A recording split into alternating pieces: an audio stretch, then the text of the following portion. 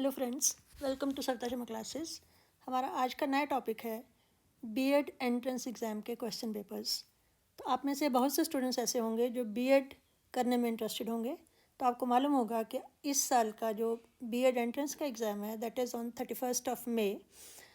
इसलिए सबसे पहला काम आप ये करेंगे कि जो भी लोग बीएड का एंट्रेंस एग्ज़ाम देने में इंटरेस्टेड हैं, उन्होंने अगर अभी तक मेरे चैनल को सब्सक्राइब नहीं किया है तो प्लीज़ इसको सब्सक्राइब करें। और दूसरा कि जितनी आपकी लाइक्स आएंगी या जितने आपके कमेंट्स आएंगे उससे मुझे मालूम पड़ेगा कि how much interested you are in this particular topic. तो आइए स्टार्ट करते हैं। हमारा फोकस होगा इंग्लिश सेक्शन पर। तो लास्ट ईयर का जो एग्ज़ाम था उसका क्वेश्चन पेपर मैंने लिया है, उसका इंग्लिश का सेक्शन। तो आइए स्टार्ट करते हैं। उससे आपको आइडिया लग जाएगा कि एग्ज़ाम किस तरह का आता है, उसका डिफ़िकल्टी लेवल क्या है। तो मैं कोशिश करूँगी पिछले 3-4 साल के क्वेश्चन पेपर्स देखें और उसके बाद जो भी आपकी डिमांड होगी उसके बेसिस पर मैं नई वीडियोस डालूँगी। तो आइए स्टार्ट करते हैं। फर्स्ट क्वेश्चन जो इंग्लिश ग्रामर या इंग्लिश पर बेस्ड है वो है, in the following questions 4 words are given, only one of which is spelled wrong. Choose the one that is not right. तो ये क्वेश्चन है मिस स्पेल्ड वर्ड्स, स्पेलिंग्स के ऊपर बेस्ड। तो 4 आपको ऑप्शंस दिए हैं, आपने देखना है कि उसमें किसके स्पेलिंग गलत हैं। First is पोइनेंट, POIGNANT, this is right. Relevant, RELEVENT, this is wrong, क्योंकि इसके करेक्ट स्पेलिंग्स जो हैं यहाँ पर आना चाहिए था ए, रेलिवेंट। रेलिवेंट होता है जो प्रासंगिक हो। फर्स्ट था पोइनेंट, पोइनेंट होता है मार्मिक, जो दयनीय हो। प्रेवलेंट, प्रेवलेंट के स्पेलिंग ठीक है। प्रेवलेंट होता है जो प्रचलित हो। मैलिग्नेंट होता है जो जिस किसी डिज़ीज़ के बारे में आमतौर पर कहा जाता है, जैसे कोई ट्यूमर है वो मैलिग्नेंट है, दैट मीन कि अगर उसको प्रॉपरली ट्रीट ना किया जाए दैट विल कॉज डेथ। तो इस तरह से 4 वर्ड्स दिए और जिसके स्पेलिंग रॉन्ग हैं दैट इज़ बी, तो आपकी ऑप्शन होगी बी। तो ये है स्पेलिंग्स पर बेस्ड क्वेश्चन। ये 51 और 52 दोनों इसी तरह के क्वेश्चंस हैं। तो this was the 51st question. Next है वो भी स्पेलिंग्स पर बेस्ड है कि कौन से स्पेलिंग्स रॉन्ग हैं। तो उसमें भी आप वर्ड्स देखिए। First word is vendetta. Vendetta होता है जब 2 परिवारों में या 2 व्यक्तियों में कोई पुरानी लड़ाई झगड़ा चला आ रहा हो, दैट इज़ कॉल्ड वेंडेटा। इसके स्पेलिंग सही हैं। नेक्स्ट है वेरी सिमिलिट्यूड। वेरी सिमिलिट्यूड होता है किसी चीज़ के सत्य होने का आभास होना, कि वो सही है या सत्य है। इसमें स्पेलिंग आपके गलत हैं क्योंकि सिमिली में एस के बाद आई आता है जो यहाँ पर मिसिंग है। So this is your answer, this is the wrong spellings. Next word था वाइकेरियस। वाइकेरियस होता है जब कोई और कोई काम करता है उसकी उपलब्धि से हम प्रभावित होते हैं। जैसे उपलब्धि कह लो या उसके एक्सपीरियंस को कह लो। जैसे फॉर एग्ज़ाम्पल कि कोई और आपकी फैमिली का मेंबर है जो गोवा घूमने जाता है, आप अभी तक गोवा नहीं गए हैं, लेकिन आप उसकी खुशी में खुश होते हैं। उसके एक्सपीरियंस जब वो आपको बताता है तो आप उसी में इंजॉय करते हैं, that is called vicarious pleasure. Spelling यहाँ पर ठीक है। वॉसिफ्रेट, वॉसिफ्रेट होता है गला फाड़ फाड़ कर बोलना। वॉसिफ्रस होता है जो बहुत ज़्यादा बोलने वाला है। तो ये सारे के सारे स्पेलिंग ठीक थे, केवल बी वाला स्पेलिंग गलत है, वेरी सिमिलिट्यूड। तो this is your right answer. तो ये 2 क्वेश्चन थे जो आपके स्पेलिंग्स पर बेस्ड थे, miss spelled words. Second question या सेकेंड कैटेगरी ऑफ क्वेश्चंस है, find the substitute word for a man who wastes his money for luxury. एक ऐसा आदमी जो अपने पैसों को वेस्ट करता है विलासतापूर्ण चीज़ें खरीदने के लिए। ये क्वेश्चन कैसा है, 1 word substitution. Right the one word substitution. तो ये आपके सेकेंड ईयर के सिलेबस का पार्ट भी है। मैं इस पर काफ़ी वीडियोस बना भी चुकी हूँ, आप वहाँ पर देख सकते हैं। मैं आपको इसका लिंक दे दूँगी। ये है one word substitution. A man who waste his money for luxury. तो इसके आगे 4 ऑप्शंस हैं, तो आपने देखना है फिजूल खर्ची करने वाले को क्या बोलते हैं। फर्स्ट वर्ड है नटोरियस। नटोरियस होता है बदनाम। सेकंड वर्ड है वर्सेटाइल। वर्सेटाइल होता है जो काफ़ी चीज़ों में पारंगत हो। जैसे कोई सिंगर है, वो हर तरह के गाने गा लेता है, तो हम कहते हैं ही और she is a versatile singer. Next है ऑर्निथोलॉजिस्ट। ऑर्निथोलॉजिस्ट होता है जो बर्ड्स की स्टडी करता है। और लास्ट है एक्स्ट्रावेगेंट। एक्स्ट्रावेगेंट होता है फिजूल खर्ची करने वाला। तो यहाँ पर आपका आंसर होगा एक्स्ट्रावेगेंट। तो ये क्वेश्चन बेस्ड है किस पे ऊपर, वन वर्ड सब्स्टिट्यूशन। नेक्स्ट भी इसी तरह का है। What word from the following given words would you use to represent a doctor who specializes in diseases of the nose। नाक की बीमारियों का स्पेशलिस्ट डॉक्टर, उसको क्या बोलते हैं? राइनोलॉजिस्ट, ये उसका आंसर है, राइनोलॉजिस्ट। ये एक ऐसा डॉक्टर होता है जो नाक की बीमारियों का स्पेशलिस्ट हो। नेक्स्ट है एक्सटेम्पोर। एक्सटेम्पोर स्पीच के बारे में कहा जाता है। एक होता है कि आप पहले से प्रिपेयर करके स्पीच लाते हैं और स्टेज पे जाके बोलते हैं। दूसरा होता है कि ऑन द स्पॉट, वहीं पर आपको टॉपिक दिया जाता है और उसी टाइम आपको बोलने के लिए कहा जाता है। That is called extempore speech. Next है स्पीलियोलॉजी। स्पीलियोलॉजी होता है स्टडी ऑफ केव्स, गुफाओं, उनकी स्टडी करने, उसको बोलते हैं स्पीलियोलॉजी। नेक्स्ट है शॉफर। शॉफर होता है ड्राइवर, जैसे कोई प्राइवेट ड्राइवर रखते हैं अपनी गाड़ी के लिए, दैट इज़ कॉल्ड शॉफर। अब यहाँ पर एक तो मेथड है कि आपको सही वर्ड आता हो, और दूसरा कई बार हम एलिमिनेशन मेथड से भी उस वर्ड तक पहुंच सकते हैं। जैसे मान लीजिए आपको इस वर्ड का मीनिंग तो नहीं आता, लेकिन एक्सटेम्पोर का मीनिंग आता है, स्पीलियोलॉजी का आता है, शॉफर का आता है, तो आप वहाँ से भी एलिमिनेट करते हुए सही वर्ड तक पहुँच सकते हैं। जैसे पहले वाले में अगर आपको नोटोरियस पता हो, वर्सेटाइल पता हो, ऑर्निथोलॉजिस्ट पता हो, तो एक्स्ट्रा वेगेंट का मीनिंग ना भी आता हो, तो आप उस लेवल तक पहुंच पाते हैं। तो ये 2 क्वेश्चंस थे वन वर्ड सब्स्टिट्यूशन पर बेस्ड। नेक्स्ट है in a politically enlightened community neither the kings nor the gods have anything to say. Enlightened, जिनको नॉलेज है, जिनको ज्ञान है। पॉलिटिकली एनलाइटेंड कम्युनिटी, ऐसे लोग जो पॉलिटिकली, राजनीतिक तौर पर जिनको नॉलेज है, नॉलेजेबल हैं। उसमें ना तो राजाओं को ना ही गॉड्स को कुछ कहना होता है। The word in the bold, bold letters होती हैं जिनको थोड़ा सा ज़्यादा हाईलाइट किया जाता है, तो क्योंकि यहाँ पर मैंने अपने हाथ से लिखा है तो मैंने उस वर्ड को अंडरलाइन कर दिया। तो एनलाइटेंड वहाँ पर बोल्ड था, मैंने इसको अंडरलाइन कर दिया। Is exactly opposite in meaning to, तो यहाँ पर है एंटोनिम या विपरीतार्थक शब्द।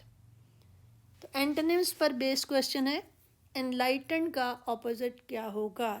इस सेंटेंस में एनलाइटेंड है जिसको नॉलेज है, सिविलाइज्ड होता है जो सभ्य है, स्टूपिड होता है जिसको नॉलेज नहीं है, जो मूर्ख है, अज्ञानी है, अनसिविलाइज जो असभ्य है, अनएजुकेटेड जो पढ़ा लिखा नहीं है।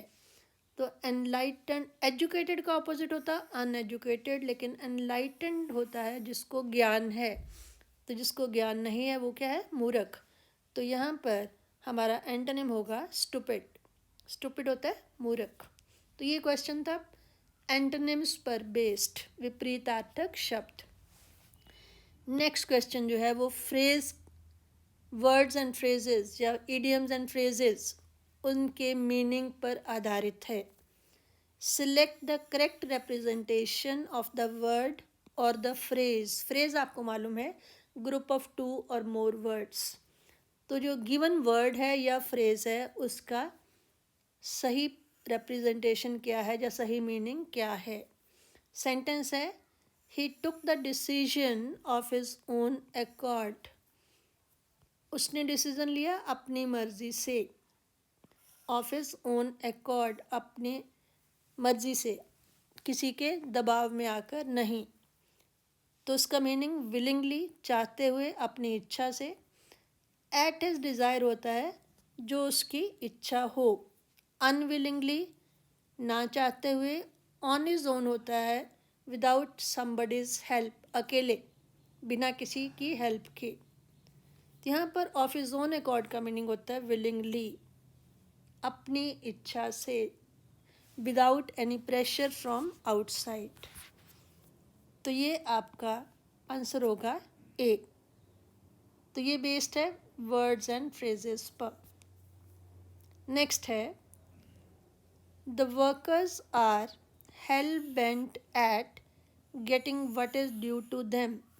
अब यहाँ पर हेल बेंट एट, इसको आपने इम्प्रूव करना है, इसको हम बोलते हैं improvement of sentences. Hello bent on getting, hello bent for getting, hello bent upon getting, या नो इम्प्रूवमेंट। अगर आपको लगता है कि हेल बेंट एट गेटिंग सही है, तब आप लगाएंगे नो इम्प्रूवमेंट, कि इसमें कोई भी इम्प्रूवमेंट नहीं चाहिए। तो इस तरह के क्वेश्चन को हम बोलते हैं इम्प्रूवमेंट ऑफ सेंटेंसेस। तो हेल बेंट ऑन गेटिंग जो है that is the right option. उसके बाद है फिलर्स। फिलर्स होते हैं fill in the blanks. Single filler भी हो सकता है, डबल फिलर भी हो सकते हैं, इवन पैराग्राफ भी पूरा हो सकता है फिल इन द ब्लैंक्स का, उसको हम बोलते हैं क्लोज टेस्ट। तो ये जितने भी आपके क्वेश्चंस आए हैं केवल बीएड के एग्ज़ाम के लिए नहीं, बल्कि ग्रेजुएशन के बाद आप जिस भी कॉम्पिटिटिव एग्ज़ाम में हिस्सा लोगे, चाहे वो बैंकिंग एग्ज़ाम है, चाहे वो क्लरिकल एग्ज़ाम है, चाहे वो आपका एसएससी एग्ज़ाम है, या कोई भी और कॉम्पिटिटिव एग्ज़ाम है, एमबीए के एंट्रेंस है, कोई भी, वहाँ पर इंग्लिश के जो क्वेश्चंस आएंगे वो इसी तरह के आएंगे, केवल लेवल थोड़ा ऊपर थोड़ा नीचे हो जाएगा। तो आप केवल बीएड समझकर इसकी तैयारी ना करें, और भी क्वेश्चंस किसी भी कंपटीशन के लिए आपको ये हेल्पफुल रहेंगे। इन सभी तरह के क्वेश्चंस और सभी तरह की वोकेबलरी मैं ऑलरेडी काफ़ी वीडियोस बना चुकी हूँ। उसमें 2 प्लेलिस्ट हैं, एक है वोकेबलरी फॉर कॉम्पिटिटिव एग्ज़ाम्स और दूसरा है क्वेश्चंस फॉर कॉम्पिटिटिव एग्ज़ाम्स। दोनों के जो लिंक हैं आपको डिस्क्रिप्शन बॉक्स में मिल जाएंगे, आप वहाँ से जितने भी वीडियोस और देखना चाहें देख सकते हैं। और अगर फर्दर कोई और वीडियो आपकी चॉइस हो या डिमांड हो, आप मुझे कमेंट में लिखकर बता सकते हैं। तो नेक्स्ट क्वेश्चन है फिलर्स पर based. Fill in the blanks with the correct word from the following. The miser gazed at the pile of gold coins in front of him. Miser होता है कंजूस, गेज होता है एकटक देखना, पाइल ऑफ गोल्ड कॉइन उसके सामने जो सोने के सिक्कों का ढेर था उसकी तरफ कंजूस आदमी देख रहा था। अब 4 वर्ड हैं, इनके करेक्ट ऑप्शन देखनी है। एविडली, एविडली होता है बड़ी उत्सुकता के साथ, बड़े इंटरेस्ट के साथ। एडमायरिंगली, प्रशंसा की दृष्टि से देख रहा था। थॉटफुली, बड़े सोच में डूबा हुआ था। अर्नेस्टली, बड़ी सिंसियरली देख रहा था। LY वाले जो होते हैं दैट इज़ एडवर्ब। तो ये सारे ही एडवर्ब हैं। इसमें एविडली जो है बड़ी उत्सुकता के साथ, बड़े इंटरेस्ट के साथ देख रहा था, क्योंकि जो कंजूस है उसके सामने सोने के सिक्कों का ढेर लगेगा तो बड़े ध्यान से उसको इंटरेस्ट से देखेगा। तो हमारा ऑप्शन होगा एविडली। अब नेक्स्ट क्वेश्चन जो है वो थोड़ा और अलग वैरायटी का है। Select the pair which has the same relationship. जैसे ग्रेन और सॉल्ट का रिलेशनशिप है, इनमें से ऐसा पेयर ढूंढना है जिसका रिलेशनशिप भी वैसा ही हो। ग्रेन होता है स्मॉलेस्ट पोर्शन, सॉल्ट नमक, नमक का छोटे से छोटा दाना, उसको हम बोलते हैं ग्रेन। तो यहाँ पर shard pottery, shred wood, blades grass, chip glass, इनमें से कौन सा कॉम्बिनेशन है पेयर का जो सिमिलर रिलेशन में है? पॉटरी होता है मिट्टी के बर्तन, शार्ड होता है टूटे हुए टुकड़े, चाहे वो मिट्टी के हों, चाहे वो सेरामिक के हों, चाहे वो मेटल के हों, चाहे वो ग्लास के हों। उसके बाद है वुड, वुड लकड़ी होता है। श्रेड होता है लकड़ी के, जब लकड़ी को काटते हैं तो उसके जो पीसेस निकलते हैं बारीक बारीक, कतरन बोल दो, उसको बोलते हैं श्रेड। ग्रास घास होता है, उसके काटने के लिए ब्लेड्स का इस्तेमाल होता है। ग्लास शीशा, और चिप होता है शीशे का छोटा से छोटा टुकड़ा। जब आप शीशे से कई बार चोट लगी शीशे को, मतलब थोड़ा कहीं लग गई, तो वो थोड़ा सा पीस उसका निकल गया, दैट इज़ कॉल्ड चिप। तो जिस तरह से ग्रेन और सॉल्ट का रिलेशन है, वैसे चिप और ग्लास का रिलेशन है, क्योंकि चिप ग्लास का मिनिमम पॉसिबल पोर्शन है और ग्रेन सॉल्ट का मिनिमम पॉसिबल पोर्शन है। सो ग्रेन और सॉल्ट के कंपैरिजन में चिप और ग्लास जो है वो उसी तरह से रिलेशनशिप है जैसे ग्रेन और सॉल्ट का। उसी तरह से एक और क्वेश्चन है, सिमिलर क्वेश्चन, लाइट और ब्लाइंड। ब्लाइंड जो है वो लाइट होते हुए भी लाइट को देख नहीं पाता, उसको लाइट का फ़ायदा नहीं होता। स्पीच डम, जो गूंगा है वो बोल नहीं सकता। ब्लाइंड के लिए लाइट का मीनिंग नहीं है, डम के लिए स्पीच का मीनिंग नहीं है। लैंग्वेज डेफ, लैंग्वेज होगी भाषा और डेफ होता बहरा, वो रिलेशन नहीं है।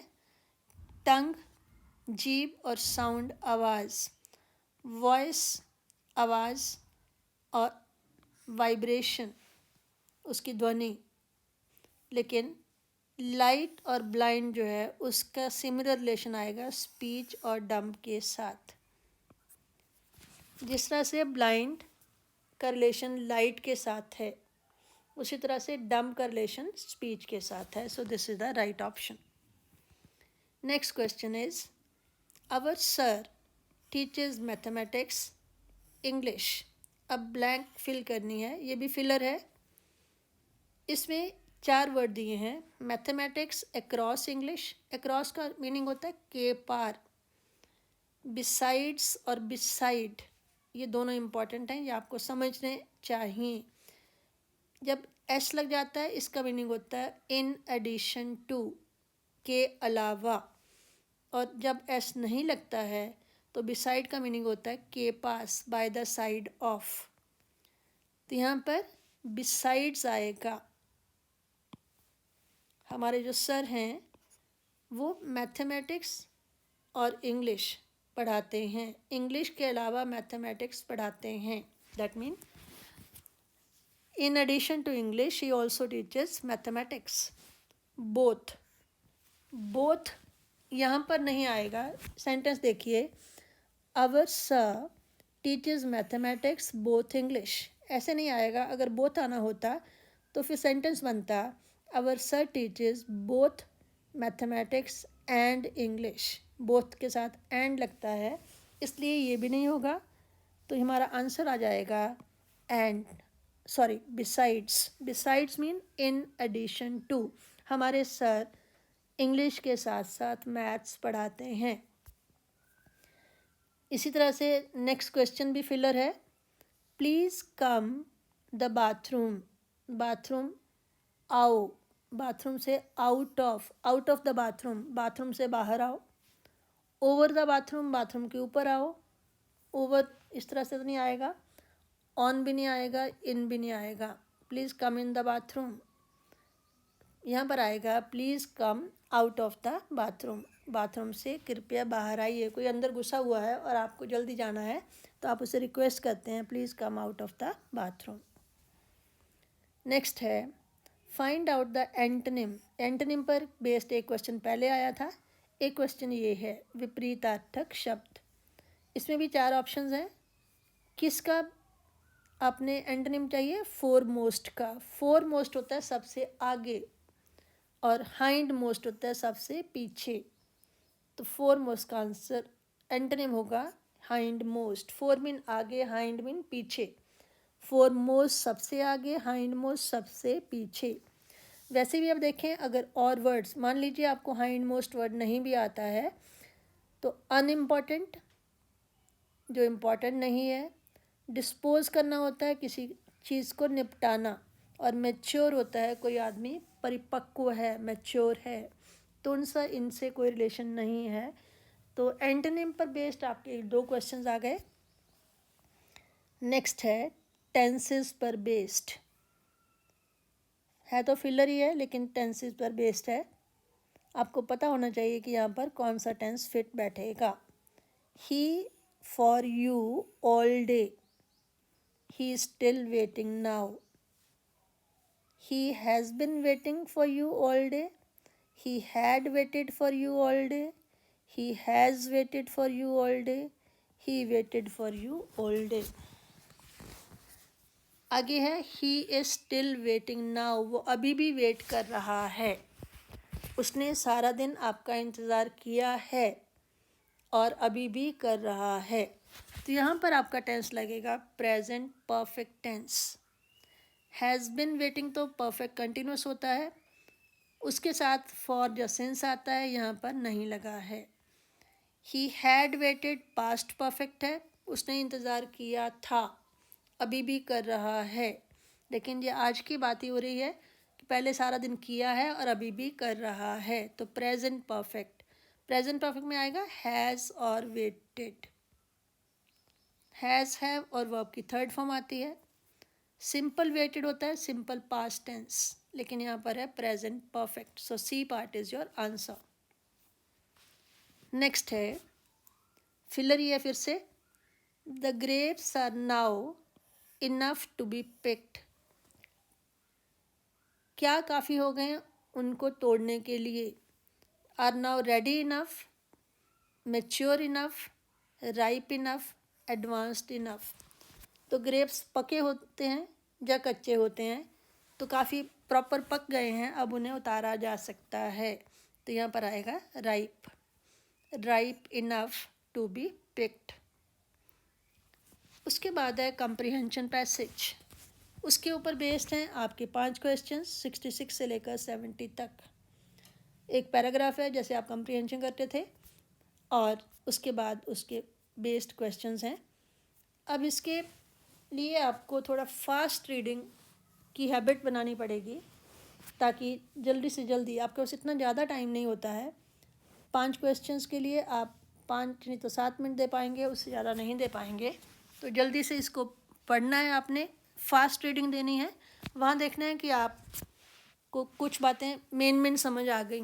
अगर 1-2 पॉइंट नहीं भी समझ आए, कोई वर्ड नहीं समझ आए, आप उनको छोड़ दें, जनरल सेंस समझ लें और फिर क्वेश्चन पर सीधे चले जाएं। तो एक बार यहाँ पर मैं आपको पूरा पैराग्राफ पढ़ के सुना देती हूँ। A vexed problem facing us is the clamour to open more colleges. Vexed होता है इरिटेट करने वाली, फेसिंग अस जिसका हम सामना कर रहे हैं, क्लैमर शोर। तो कौन सी वेक्सिंग प्रॉब्लम है या इरिटेटिंग प्रॉब्लम है जो जिसका सामना हम कर रहे हैं? वो है शोर मच रहा है, to open more colleges and to reserve more seats for backward classes. 2 points, नए कॉलेज खोले जाएं और बैकवर्ड क्लासेस के लिए नई कुछ सीट्स रिज़र्व की जाएं। बट लेकिन शायद जो राइटर है वो इस बात से ताल्लुक़, उसको पसंद नहीं है ये बात, बट इसलिए लगाया it will be a sheer folly, ये मूर्खता होगी, to expand such facilities recklessly, recklessly बिना सोच विचार के, कि ऐसी फैसिलिटी कौन सी? कॉलेजेस, नए कॉलेज को खोलना बिना सोचे विचारे, without giving any thought the quality of education imparted given, बिना सोचे विचारे कि जो एजुकेशन दी जा रही है उसकी क्वालिटी कैसी है। If admissions are made for far more selective it will automatically reduce the number of entrant जो एंटर करना चाहते हैं, दैट इज स्टूडेंट्स। तो एक राइटर का कहना है कि अगर एडमिशन्स को सिलेक्टिव बना दिया जाए, कुछ स्टूडेंट्स को दी जाए जैसे एंट्रेंस टेस्ट के बेस पर जब ऐसे, तो उससे अपने आप ही नंबर ऑफ़ स्टूडेंट्स कम हो जाएगा। This should apply particularly to colleges, खास तौर पर कॉलेजेस में, many of which are little more than degree factories. तो राइटर को लगता है कि ज़्यादातर कॉलेजेस अब केवल डिग्री बांटने वाली फैक्ट्रियाँ बनकर रह गए हैं। Only then can the authorities hope to bring down the teacher-student ratio to a manageable proportion. अगर सिलेक्टिव एडमिशन्स कर दी जाएं, स्टूडेंट का नंबर कम हो जाए, तभी जो अथॉरिटीज़ हैं वो टीचर और स्टूडेंट का अनुपात, उनकी रेशियो को सही अनुपात तक ला पाएंगे। What is more, teachers should be given refresher courses every summer to brush up their knowledge. brush up करना, अपडेट करना। और दूसरा उसको लगता है कि टीचर्स को रिफ्रेशर कोर्सेज देने चाहिए ताकि उनकी नॉलेज अपडेट हो सके। Besides mean in addition to, if college managements increase their library budget, अगर वो उनका बजट बढ़ा दें लाइब्रेरी के ऊपर जो खर्च होता है, it will help both the staff and the new students in a great deal. इससे स्टाफ का और स्टूडेंट्स का काफ़ी हेल्प होगी। एट द सेम टाइम, एक तो उसने क्या किया कि क्वालिटी ऑफ एजुकेशन ज़्यादा इम्पॉर्टेंट है। However, it will be unfair to deny college education to thousands of young man and women. लेकिन कहता है कि ये सही नहीं होगा, अनफेयर होगा। टू डिनाई मीन इनकार करना, टू रिफ्यूज़ एडमिशन, किन को? हज़ारों यंग मैन एंड वीमेन को। Unless employer stop insisting on degrees even for clerical job, जब तक जो नौकरी देने वाले हैं, एम्प्लॉयर हैं, वो इंसिस्ट करना, इस बात पर जोर देना बंद नहीं करते कि क्लरिकल जॉब के लिए भी उन्हें डिग्री चाहिए। For a start, why can't the government disqualify graduates from securing certain job, say class 3 and class 4 posts? शुरुआत के लिए गवर्नमेंट को चाहिए, जब गवर्नमेंट ऐसा क्यों नहीं कर सकती कि वो जिन्होंने ग्रेजुएशन की है उनको डिसक्वालीफाई कर दे, अयोग्य बना दे कि उनको क्लास 3 और क्लास 4 पोस्ट नहीं मिलेंगी। Once the link between degree and job is severed means separated, उनका लिंक तोड़ दिया जाता है। प्रॉब्लम कहाँ आती है? स्टूडेंट ज़्यादा से ज़्यादा कॉलेज में क्यों आना चाहते हैं, डिग्री क्यों लेना चाहते हैं? क्योंकि जॉब जो है वो डिग्री से लिंक्ड है। अगर डिग्री का जॉब के साथ लिंक तोड़ दिया जाए, कम से कम कुछ इम्पॉर्टेंट डिपार्टमेंट्स में, it will make young people think twice before joining college. इससे जो यंग मैन हैं कॉलेज आने से पहले 2 बार सोचेंगे। तो ये है मोटे तौर पर आपका पैराग्राफ। अब हम आते हैं क्वेश्चंस की तरफ। What can automatically help to reduce admission? इसमें भी ऑप्शंस हैं, आपको खुद से कुछ नहीं लिखना है, केवल टिक करना है। ऑटोमेटिकली एडमिशन कैसे कम हो सकती है? थ्रू एंट्रेंस टेस्ट कर दिए जाएँ। Discouragement to open new colleges, नए कॉलेज को ना खोला जाए। सिलेक्टिव एडमिशन को सिलेक्टिव कर दिया जाए। अबॉलिशिंग रिजर्वेशन को ख़त्म कर दिया जाए। तो सिलेक्टिव एडमिशन्स, ये आप, क्योंकि फर्स्ट क्वेश्चन है तो आपको लगभग फर्स्ट पैराग्राफ में, अगर 2 पैराग्राफ्स हैं तो फर्स्ट 3 क्वेश्चन लगभग आपको फर्स्ट पैराग्राफ में मिल जाने चाहिए। If admissions are made far more selective, it will automatically reduce the number of entrant students। तो ये है कि अगर एडमिशन्स को सिलेक्टिव बना दिया जाए तो ऑटोमेटिकली इससे नंबर ऑफ़ एंट्रेंट कम हो जाएंगे। तो यही हमारा क्वेश्चन था, what can automatically help to reduce admission? तो इसका आंसर वहाँ पर डायरेक्ट लिखा है, सिलेक्टिव एडमिशन्स। उसके बाद है many of the new colleges are, new colleges क्या हैं? Centres of advance learning, research institutes, factories producing degree holders known for their academic excellence. तो यहाँ पर फैक्ट्रीज प्रोड्यूसिंग डिग्री होल्डर्स ये भी हमने डायरेक्ट पढ़ा है. उसमें क्या है, many of which colleges, many of which are little more than degree factories. Degree factories डिग्रियाँ देने वाली फैक्ट्रीज. तो ये आपका आंसर भी डायरेक्ट आपको यहाँ से मिल रहा है. कौन सा? Factories producing degree holders. Next question, how can teachers be updated. Teachers को अपडेट कैसे किया जा सकता है. वहाँ पर था रिफ्रेशर कोर्सेज का, वो भी मैं आपको बता देती हूँ. ये फर्स्ट 3 क्वेश्चंस फर्स्ट पैराग्राफ में इनको आंसर मिल जाएंगे. Teachers should be given refresher courses every summer to brush up their knowledge. Brush up करना, अपडेट करना. तो ये भी आपका क्वेश्चन डायरेक्ट है. जब भी आप कंप्रीहेंशन करते हैं तो आपके कुछ क्वेश्चन डायरेक्ट होते हैं, कुछ इन्फ्रेंस वाले क्वेश्चन होते हैं जिनमें आपको हिंट दिया होता है और उससे आपने अंदाज़ा लगाना होता है, और कुछ क्वेश्चन आपके वोकैबलरी बेस्ड होते हैं. तो अभी तक ये तीनों क्वेश्चन डायरेक्ट हैं. नेक्स्ट है, the author is in favour of restricting college admission. Author इस फेवर में है कि कॉलेज एडमिशन कम लोगों को दी जाए. Only when degrees R D linked from job. यही आपका आंसर है. अभी हमने सेकेंड पैराग्राफ में देखा है. यहाँ पर ये लास्ट में देखो, once the link between degrees and jobs is severed. Severed mean ख़त्म कर दिया जाए, अलग कर दिया जाए, तब it will make young people think twice before joining college. कि अगर डिग्री का लिंक जॉब से कट कर दिया जाए, only when degrees R D linked from job. तो ये भी आपका आंसर सामने नज़र आ रहा है. तो चारों के चारों क्वेश्चन आपके जो हैं बीएड लेवल के एंट्रेंस एग्ज़ाम के लिए बहुत सिंपल हैं. इसमें कोई भी इन्फ्रेंस वाला क्वेश्चन नहीं है, डायरेक्ट क्वेश्चंस हैं. और लास्ट इसका क्वेश्चन जो है दैट इज़ वोकेबलरी बेस्ड, क्योंकि इसमें फ्रेज दी है, इसका मीनिंग पूछा है. The phrase vexed problem means. Vexed problem आपके स्टार्टिंग में आया था. अ वेक्स्ड प्रॉब्लम फेसिंग अस. तो मैंने आपको बताया था वेक्स होती है इरिटेशन वाली, इरिटेट करने वाली. तो वेक्स्ड प्रॉब्लम का मीनिंग यहाँ पर 4 ऑप्शंस हैं. A serious problem, a debatable problem. Debatable होता है जिस पर बहस हो सके. Difficult problem, irritating problem. तो मैंने बताया था कि वैक्सिंग का मीनिंग होता है इरिटेटिंग.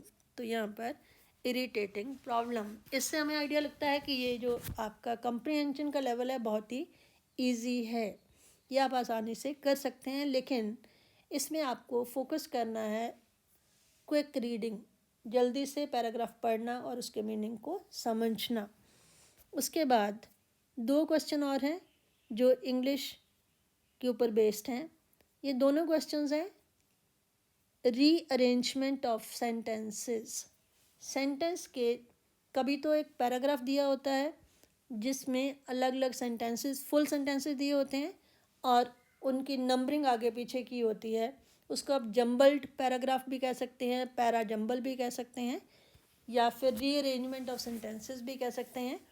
तो यहाँ पर केवल एक सेंटेंस के 3-4 पार्ट्स किए हुए हैं और उनको सही ऑर्डर में लगाना है. If it struck me, of course suitable it was, how eminently. तो इसके आंसर्स दिए हैं, ये 4 ऑप्शन दिए हैं, SPQR, QSRP वगैरह. तो प्रॉपर सीक्वेंस क्या होना चाहिए. सीक्वेंस होता है एक के बाद दूसरा, दूसरे के बाद तीसरा. तो यहाँ पर इफ़ वर्ड दिया है. इफ़ के बाद हम क्या लगा सकते हैं, पहले ये देखिए. इफ़ इट स्ट्रक मी, अगर मुझे ये ख्याल आया. इफ़ ऑफ कोर्स नहीं हो सकता. इफ़ सूटेबल इट वॉज नहीं हो सकता. इफ़ हाउ एमिनेंटली नहीं हो सकता. तो दैट मीन कि पहला वर्ड तो आपका पी ही होना चाहिए। पहला phrase, if it struck me, अगर मुझे ख्याल आया, तो आपको ये देखना है कि यहाँ पर पी से स्टार्ट होने वाले कितने हैं। ये एस से स्टार्ट हो रहा है, ये नहीं हो सकता। ये क्यू से स्टार्ट हो रहा है, ये नहीं हो सकता। ये क्यू से स्टार्ट हो रहा है, ये नहीं हो सकता। एक ही बचा, पी एस आर क्यू। तो यही हमारा आंसर होना चाहिए। लेकिन फिर भी एक बार हम देखेंगे कि क्या वो सेंस बनती है या नहीं। इफ़ पी क्या है, इट स्ट्रक मी। एस क्या है, हाउ एमिनेंटली। आर क्या है, suitable it was, of course, PSRQ। अगर मुझे ये ख्याल आया, how eminently suitable it was, कि कितना प्रमुखता से ये सूटेबल था, उचित था। ऑफ कोर्स, निस्संदेह। तो आपका आंसर होगा सी। तो जितनी आप इंग्लिश की प्रैक्टिस आपको होगी उतना ही आप इसको कर पाएंगे। बीएड के लिए इजी है, क्योंकि इन्होंने छोटे छोटे एक ही सेंटेंस के 4 पार्ट्स किए हैं और उनको जोड़ना है। और जो लेवल हैं, जैसे बैंक का पीओ एग्ज़ाम है, एसएससी के एग्ज़ाम है, उसमें उनका लेवल थोड़ा बढ़ जाता है, उसमें सेंटेंसेस बड़े हो जाते हैं। इसी तरह से एक और क्वेश्चन है, ये लास्ट क्वेश्चन है इस क्वेश्चन पेपर का, जो इंग्लिश के ऊपर बेस्ड है। I read N advertisement that said, मैंने एक इश्तिहार पढ़ा जिसमें ये लिखा था। क्या लिखा था? Posh air conditioned gentleman of taste are available for fully furnished rooms. तो इनका भी प्रॉपर सीक्वेंस क्या होना चाहिए? 3 पी से स्टार्ट हो रही हैं, एक एस से स्टार्ट हो रहा है। तो पहले एस वाला देख लेते हैं। एस क्या है? Fully furnished rooms. उसके बाद R, available for. S R तक तो ठीक है। उसके बाद P, fully furnished rooms are available for posh air condition gentleman of taste. इसका मतलब ये हुआ कि पॉश और एयर कंडीशन किसके लिए आ रहा है? जेंटलमैन ऑफ टेस्ट के लिए। तो जेंटलमैन तो पॉश नहीं है, जेंटलमैन एयर कंडीशन नहीं है। दैट मीन्स कि ये तो हमारा नहीं हो सकता। अब सारे स्टार्ट हो रहे हैं पी से, तो इसका मतलब ये हुआ कि पहला वर्ड सेंटेंस तो आपका यही आएगा, पॉश एयर कंडीशनड। उसके बाद जेंटलमैन ऑफ टेस्ट तो नहीं आएगा। रूम्स की बात हो रही है, तो दूसरा रूम है ये। हम इनको आपस में जोड़ लेते हैं, पेयरिंग कर लेते हैं कि इसके बाद कौन सा सेंटेंस सही बैठता है। Posh air conditioned fully furnished rooms, तो ये रूम्स के बारे में आपके सारी डिस्क्रिप्शन है। पहला सेंटेंस तो पी से ही आएगा क्योंकि तीनों पी से हैं। Posh air conditioned fully furnished rooms, ये सारी की सारी जो स्पेशलिटीज़ हैं वो फर्निश्ड रूम्स की हैं। आर अवेलेबल, वो उपलब्ध हैं। फॉर जेंटलमैन ऑफ टेस्ट, ऐसे लोगों के लिए जो टेस्टफुल चीज़ों को लिए जाने जाते हों। तो पहला ये हो गया, सेकंड ये हो गया, फिर आ गया आर अवेलेबल फॉर, तो ये आपका थर्ड हो गया और ये आपका फोर्थ हो गया। तो पहला है पहला है पी, दूसरा है एस, तो पी एस, थर्ड है आर, पी एस आर, और फोर्थ है क्यू। तो बी आपका आंसर होना चाहिए। मैंने तो जल्दी से कर दिया, लेकिन पहली बार करना आपके लिए इतना इजी नहीं होगा।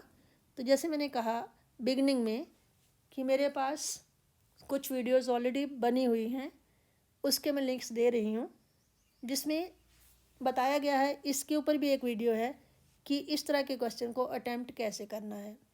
और भी जितने भी टाइप के आपके क्वेश्चंस हैं, हर एक टाइप ऑफ क्वेश्चन पे आपको वहाँ वीडियो मिलेंगी। एक होगा वोकेबलरी फॉर कॉम्पिटिटिव एग्ज़ाम्स और दूसरा होगा क्वेश्चंस या how to solve questions in competitive exam. तो उन दोनों को आप पढ़ें और फिर अपने कमेंट में बताएं कि आपको और क्या चाहिए। अभी इसके बाद मैं जितने भी मुझे क्वेश्चन पेपर अवेलेबल होंगे उन सभी को आपको एंट्रेंस टेस्ट के बीएड के जो क्वेश्चन पेपर है उनको सॉल्व करूँगी आने वाली वीडियोस में। So keep watching my videos. Thank you.